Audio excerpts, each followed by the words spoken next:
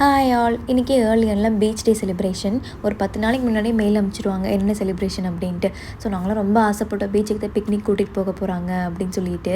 அப்படிலாம் ஒன்றும் இல்லையா, கிளாஸில் வந்து பார்த்திங்கன்னா பீச் செட்டப் பண்ணி வச்சுருப்பாங்க அப்படின்னு சொன்னாங்க. சரி, அதுதான் பார்த்திங்கன்னா பெரிய மீன் கப்பல்லாம் மண்ணெலாம் கொட்டி வச்சுருப்பாங்கன்னு பார்த்தா, பீச் ரிகார்டிங்கான ரைம்ஸு ஸ்டோரிஸை மட்டும் சொல்லி பீச் டேவை முடிச்சிட்டாங்கங்க. இன்றைக்கி வெதர் பார்த்திங்கன்னா செம்ம சூப்பராக இருந்துச்சு, 14 டிகிரி. அதனால் இன்றைக்கி ஏர்லியானுக்கு வெளியில் வந்து பார்த்திங்கன்னா ஃபுல்லாக விளையாட விட்டுட்டாங்க. நாங்களுமே இன்றைக்கி வெதரில் சூப்பராக என்ஜாய் பண்ணோம்.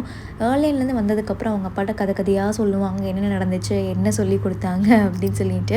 இப்போ லைட்டாக திட்டினா கூட வந்து சொல்லிடுவான், அம்மா திட்டினாங்க அப்படின்ட்டு.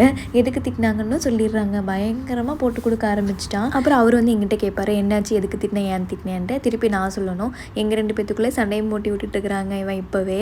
சரியான குறும்பாயிடுச்சு. சாப்பிட சொன்னால் சாப்பிடவே இல்லை. வெளியில் வெதர் நல்லா இருக்கு இல்லையா, ஏர்லியனில் வெளியே விளையாட வச்சனால வெளியில் போய் தான் சாப்பிடுவாராம்.